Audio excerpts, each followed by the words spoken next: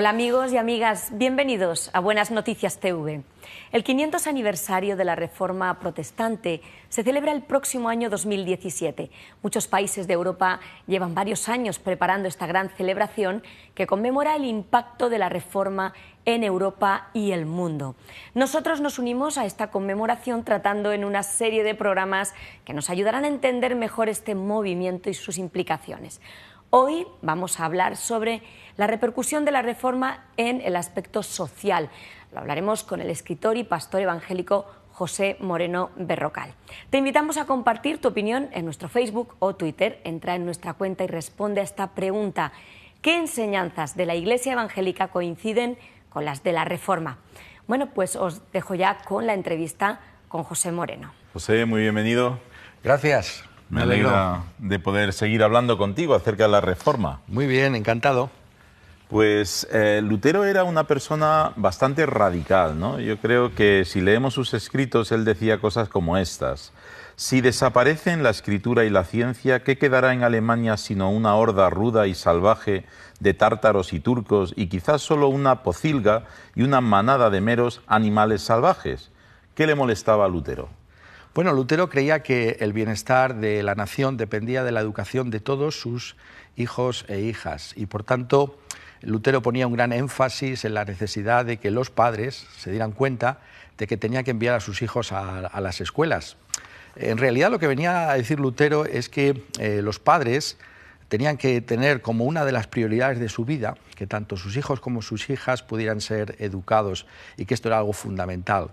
Incluso llegaba a decir Lutero que él quería que incluso de los mendigos de Alemania pues, pudieran surgir las futuras generaciones de pastores, políticos y jueces que traerían gran bien a la nación alemana. Lutero tenía claro que los niños tenían que ir al colegio, aunque fueran de las clases más desfavorecidas. Pero esto no es solo algo de Lutero, ¿no? Es algo que parece ser que se movía en todo lo que es el movimiento de la Reforma, ¿no? Efectivamente, porque la Reforma lo que buscaba realmente es poner la Biblia en manos del pueblo, y para eso era necesario que el pueblo pudiera leer. Entonces, lo que se buscó es que realmente todos los niños pudieran ser educados en ese sentido. Y por ello el gran historiador francés Michelet nos ha dicho que el primer lema de la Reforma es precisamente la prioridad de la escuela, que no hay algo tan importante como poder enviar a nuestros hijos a la escuela. Y por eso la Reforma fomenta precisamente lo que es la educación pública, lo que es la educación universal y gratuita. Se quiere que no solamente los hijos de los ricos puedan ir a la escuela, sino también los de los pobres, que cualquier persona que haya nacido en Alemania, independientemente de su posición social, pues pueda ser educado. Ajá. Realmente, cuando hablamos de la Reforma, creo que no solamente estamos hablando de Lutero y Calvino, pero esto es importante que lo ampliemos, que lo aclaremos, porque seguro que muchas personas que nos están viendo, cuando mencionamos Reforma Protestante, solo piensan en Lutero o en Calvino, ¿no? ¿Qué es realmente, a quién afecta ese movimiento? Bueno, tenemos que darnos cuenta que la Reforma Protestante del siglo XVI es un redescubrimiento de la Escritura, de la palabra de Dios. Realmente los reformadores lo que quieren es que la palabra de Dios, la Biblia, no simplemente sea el monopolio de una élite religiosa, sino que todo el mundo pueda tener acceso a la misma. Y lo que se hace precisamente cuando se abre la Biblia es redescubrir ese mensaje de salvación por la fe en el Señor Jesucristo, la realidad de que solamente podemos ser salvos por la gracia de Dios. Y es un movimiento que no solamente afecta a una serie de individuos, como has mencionado, sino que afecta a muchas personas en estos países en los que se produjo la Reforma Protestante. Tenemos no solamente a Lutero y a Calvino, sino tenemos incluso humanistas como Melanchthon o Tyndale en Inglaterra. Incluso tenemos personajes tan importantes como la reina de Navarra, Juana de Albret, e incluso es interesante también mencionar que hubo reforma en España. Muchas personas no saben que aquí también tuvimos reformadores como Juan de Valdés o Constantino Ponce de la Fuente, e incluso mujeres como María de Cazalla e Isabel de la Cruz. Claro.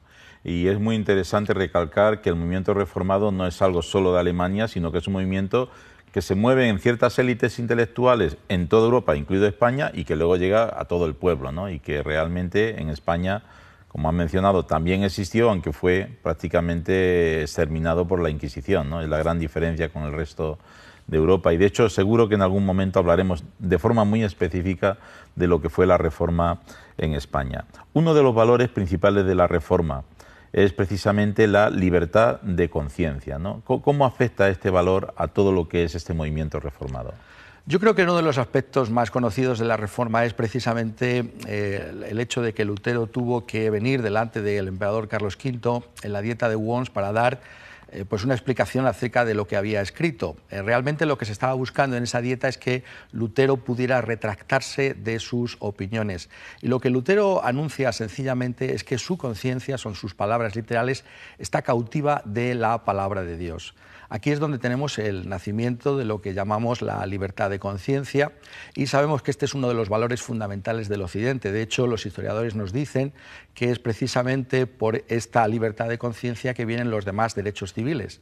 Y por eso todas las naciones en las que la Reforma tuvo una gran influencia, un cierto impacto, pues son las primeras en traer una serie de declaraciones sobre los derechos humanos, de tal manera que estos derechos humanos pueden encontrar su origen en esta libertad de conciencia, que tiene ese aspecto religioso y es necesario que podamos destacarlo. Es el hecho de venir delante de Dios y darse cuenta de que nosotros tenemos que vivir conforme a estas convicciones que tenemos y que nadie puede impedirlas, y que es necesario que podamos traer estas convicciones no solamente de una manera privada, sino también públicamente. De hecho, para aquello fue una revolución, ¿no? Que Lutero dijera que su conciencia estaba sujeta a la palabra de Dios, era romper con toda una élite y un modelo de autoridad, vamos a decir, eclesiástica, espiritual, político, social. Era una revolución tremenda, ¿no? Lo que implicó aquello en aquel momento, porque también era libertad de pensamiento, libertad de expresión, ¿no? Efectivamente, lo que viene a decir la Reforma es que no puede haber una autoridad mayor que la de la misma Biblia, porque solamente la Biblia ha sido inspirada por Dios y al mismo tiempo es el libro más antiguo. Si realmente queremos conocer lo que son las fuentes auténticas del cristianismo, entonces tenemos que ir pues a ese manantial que es solamente la escritura del Antiguo Testamento y del Nuevo Testamento en particular, que nos están hablando pues de esa muerte de Jesucristo a favor de los pecadores y de que solamente podemos ser salvos por medio de la misma. Otro elemento muy interesante del impacto social de la Reforma es que los curas, es decir, los pastores, se casan, ¿no? Y ahí la mujer del pastor como que también adquiere una nueva posición, ¿no? ¿Cómo afecta el hecho de que el pastor esté casado a lo que es el desarrollo de la propia convivencia y el papel de la mujer en la sociedad reformada? Bueno, sabemos que antes de la Reforma realmente la posición de la mujer en la sociedad es una gran inferioridad con respecto al varón, pero esto incluso era peor con respecto a las mujeres que acompañaban a muchos de los clérigos. La Iglesia de Roma pues, propugnaba lo que es el celibato obligatorio de los sacerdotes, pero sabemos que había muchas mujeres que convivían con ellos. De hecho, por ejemplo, el gran humanista Erasmo, pues sabemos que era hijo de un sacerdote y de su sirvienta. Entonces, estas mujeres que acompañaban a estos clérigos realmente no tenían ningún derecho y estaban muy mal vistas. Lo que trae la Reforma precisamente es el hecho de que en la Escritura no hay ningún texto que nos diga que aquellos que se dedican al ministerio pastoral pues no puedan estar casados. Si un pastor quería casarse, nos dice Lutero, pues que se case. ¿Qué ocurre? Que las mujeres que se casan con pastores pues adquieren una serie de derechos que no tenían antes y al mismo tiempo pues un prestigio social precisamente por esa posición de igualdad con su marido. Y la historia enseña también en ese sentido de cómo lo que es el hogar pastoral pues es un ejemplo para las sociedades donde se impuso la Reforma y hace que la gente pueda tener una opinión muy adecuada de lo que es el matrimonio como esa relación mutua de amor entre dos personas. Por tanto, es una piedra más en ese camino para que la mujer pueda alcanzar hasta nuestros días pues esa igualdad de derechos que le corresponde y que es la voluntad de Dios, que ya encontramos en la Escritura, porque nos dice que la imagen de Dios pues la llevan tanto el hombre como la mujer. Sí. Y se han hecho estudios muy interesantes sobre el impacto social de cómo cambia realmente el papel de la mujer en la sociedad a raíz de algo tan significativo como que de buenas a primeras la mujer pueda llegar a formar parte de lo que es el liderazgo pastoral, aunque acompaña a su marido, pero muy interesante los estudios que se han hecho de cómo eso ha influenciado, ¿no? Un elemento también que viene a raíz de la Reforma, hay movimientos como los cuáqueros, que son posteriores, pero que al final la forma de pensar, su acercamiento a la Biblia, tiene que ver con las ideas reformadas y que luego es un movimiento de lucha contra la esclavitud, ¿no? Es decir, ¿qué conexiones puede haber ahí entre lo que es la abolición de la esclavitud y sus raíces en la Reforma? Bueno, los cuáqueros es un movimiento que surge, como decías, en la Iglesia, en la Inglaterra del siglo XVII, y es un movimiento que se extiende fundamentalmente por los Estados Unidos de América, lo que hoy en día son los Estados Unidos de América, y hay un personaje que es fundamental en ese sentido, que es William Penn, que es el fundador del estado de Pensilvania y también de la ciudad de Filadelfia. Él es un gran defensor de esa libertad de conciencia de la que antes hablábamos. Pero lo que menos se conoce acerca de los cuáqueros es que son precisamente ellos los primeros que inician esa lucha contra la esclavitud de los seres humanos, esa esclavitud que se estaba llevando a cabo desde África hasta América, llevando a lo largo de estos siglos en los que duró la esclavitud pues a millones de seres humanos que eran forzados a ser esclavos. Y el ejemplo de los cuáqueros es precisamente lo que está detrás de la campaña que inició el gran político inglés William Wilberforce y lo que se conoce como el Grupo de Clapham, esta lucha titánica, en primer lugar, contra lo que era el comercio mismo de esclavos a través del Atlántico, pero finalmente incluso contra la misma institución de la esclavitud, de tal manera que podemos ver cómo se consiguen ambos objetivos y hoy en día, a pesar de que existen nuevas formas de esclavitud, lo que es la esclavitud hoy no hay ningún país que la acepte como legal. Claro. Y el referente en España es Julio Vizcarrondo Coronado, que también hay que saltar mucho, pero hay que mencionarlo en este programa, ¿no? Como uno de los grandes abolicionistas y también protestante, es decir, de raíz ideológica reformada, ¿no? Yo creo que en ese sentido hay muchos elementos que estamos viendo, ¿no? Alfabetización, libertad de expresión, libertad de conciencia, abolición de la esclavitud. ¿Qué otros elementos podríamos ya, para concluir, resaltar del impacto social de la reforma? A mí uno de los aspectos que más me gustan es precisamente el de la protección social. Vemos como Calvino urge a la misma ciudad de Ginebra que se tomen medidas para que ese bienestar económico que estaba experimentando la ciudad, en términos de comercio y de industria, pues pudiera también llegar a los más desfavorecidos de la sociedad.